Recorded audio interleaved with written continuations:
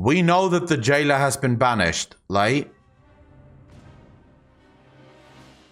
We don't know why. We don't know why he's been banished, but we know that he's been banished. We know that a Void Lord or Void Lords at some point attacked the Shadowlands. At some point. We don't know exactly when, but they did attack the Shadowlands. I have said before that I believe the reason the jailer turned against his original purpose is because of this attack by the Void Lords. This is what scared the jailer shitless. Very similar to Sargeras. When Sargeras found out about the Void Lords, Sargeras knew what had to be done. I believe the jailer is the same thing.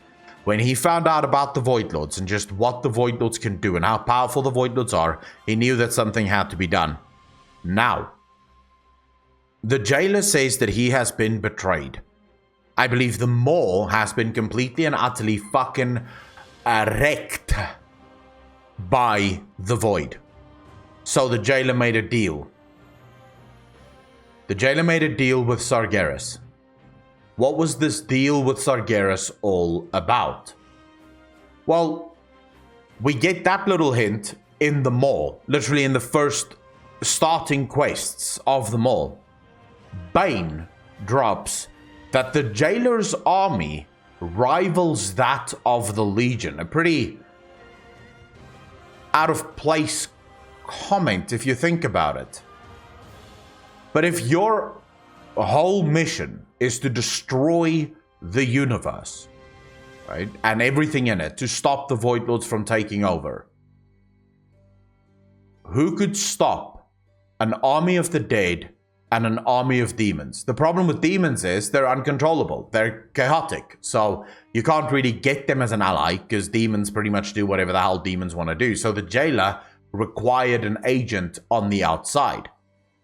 The jailer's agent became Sargeras when he sent the Nethrezim to present the Helm of Domination and Frostmourne to Sargeras to create the Lich King.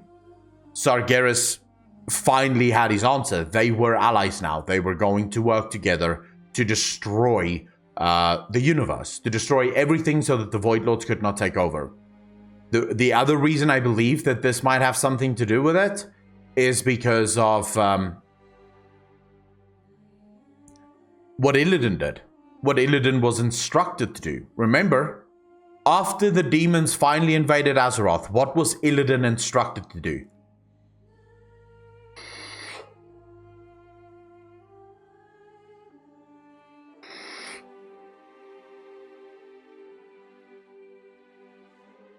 Anyone?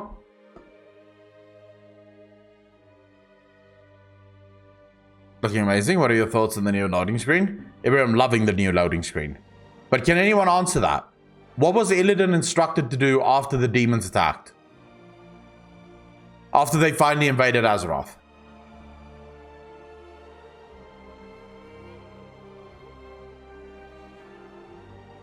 He was saying to deal with the Alkae. Why? Why was he saying to deal with the Alkae? I mean, what was the point? What was the fucking point of that? Chat, are you guys having a fucking collective stroke or something?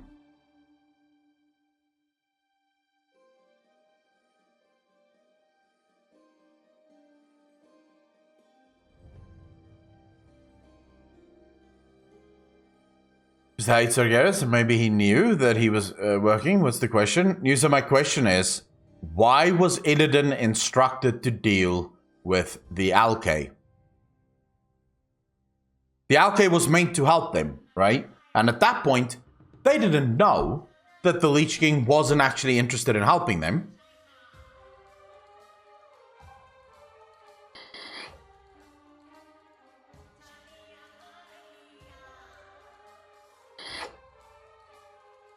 You said they didn't at that point still, they didn't necessarily lose control of the Alkae. Remember, everything Ner'zhul did was completely in secret. He wasn't openly rebelling against the Burning Legion. He was in secret plotting to rebel against them. But at that point, he was not yet rebelling against them. So here's why I think Illidan was sent to deal with the Alkae. If there was no interference, he would have dealt with the Alkae. So here's why I think. To wield. This was meant to be Illidan. So much power. That power will be your prison. This world is a prison.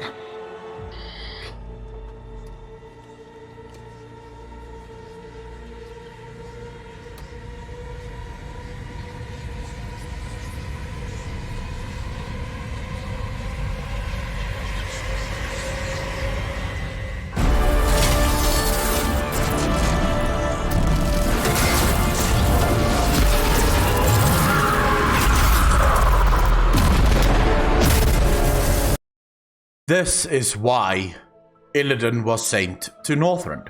This is why Illidan was instructed to take care of the Lich King, to destroy the helm. This is why the jailer gave the helm to Sargeras and to the Burning Legion.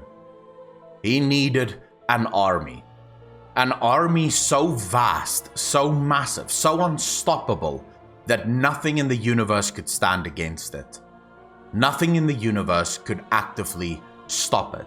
You see, before now, getting into the Shadowlands for the demons would have been rather difficult. They would have to make use of the Nethrezim, because the Nethrezim seems to be the only creatures in the universe that can travel between the different realms or planes rather unencumbered.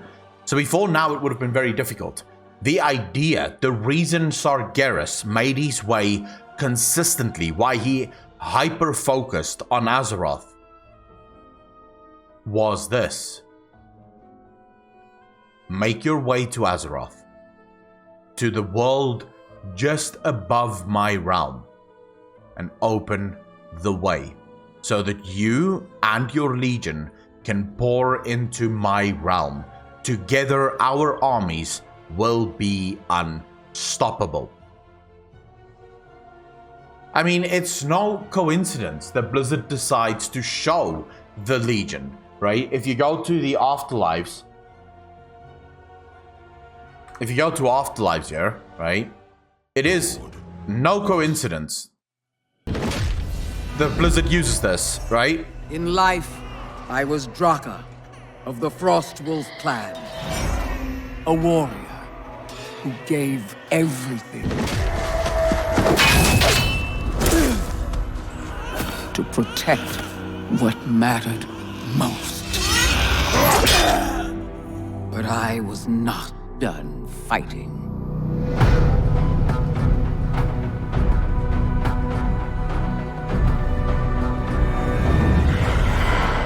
Maldraxxus, where the armies of the Five Houses once stood side by side to protect the realm of death. It was here I served the House of Eyes. A strange fit for a warrior's soul. I just want to make one thing clear before we go into the rest of this theory. I should have expressed myself yesterday better. Because it's not about, because a lot of people came out and said, oh my god, Draka was actually a hunter. That's not what we're talking about. When Blizzard actually makes it very clear, a warrior's soul.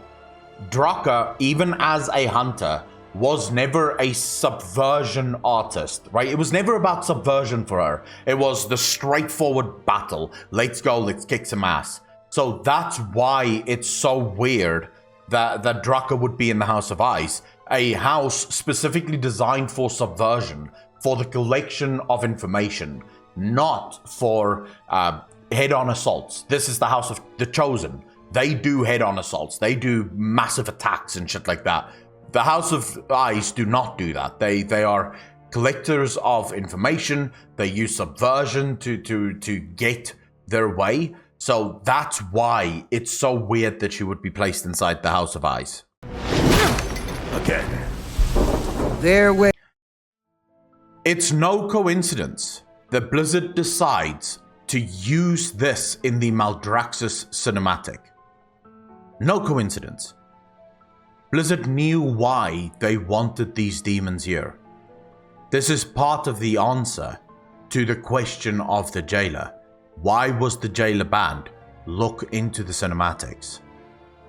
Why was he banished? Because of his deal with the demons. This is why, because otherwise, why would Maldraxxus? Here's the thing we know for a fact, right?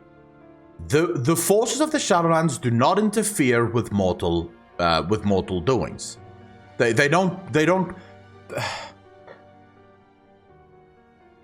sweat themselves with the events and the affairs of mortals. This is not what they do.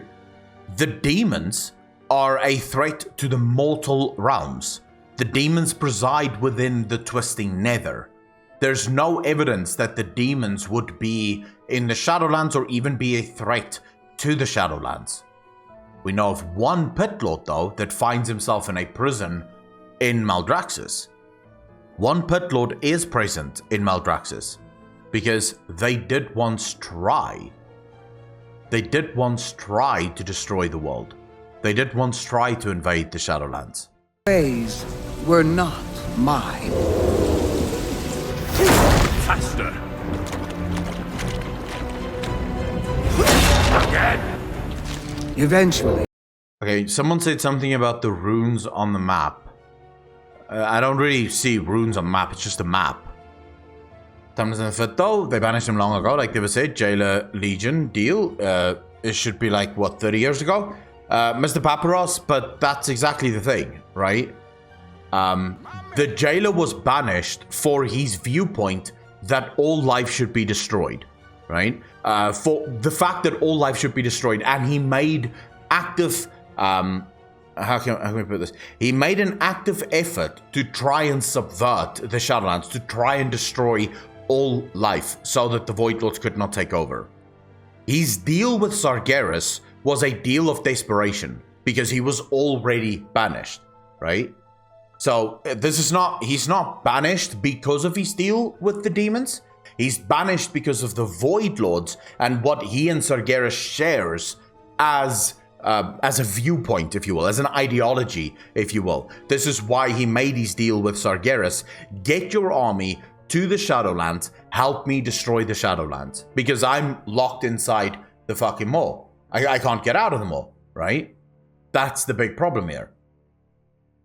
The fact of the matter is, these demons should not be here. There's no reason why these demons should be in the Shadowlands. We have no evidence that the demons have a key to the Shadowlands. We know the Nethrezim do, but the Nethrezim are not demons. The Nethrezim are something entirely different to what the demons are, right? They serve effectively, I believe, the Whisper. The Cunning Ones kneel before 6 masters but serve only one. That is the Nethrezim.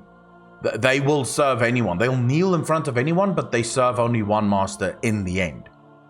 This was his deal. His deal was, help me destroy the Shadowlands. Help me destroy reality. Sargeras was all too happy to submit, to accept that deal. Remember, Ian told us that the Sword of Sargeras will become rather important. Now, we also know that the Jailer will be he will be the penultimate boss of the Shadowlands, right? He will be the penultimate boss of the Shadowlands. I have said before in speculations, I believe the Jailer is going to sacrifice himself for the good of the cause. Here's why I think that. And I will have a video on Sunday with more on this. Those runes. The serious question we have to ask ourselves here, was he born with those runes or were they given to him? I believe that they were given to him. Even if the maw were to be opened up, the Jailer would not be able to leave. Those runes would be his prison. It would be the thing that makes it impossible for him to escape. Those runes are the same as the runes on Frostmourne, and coincidentally very similar to the runes on Xal'atath.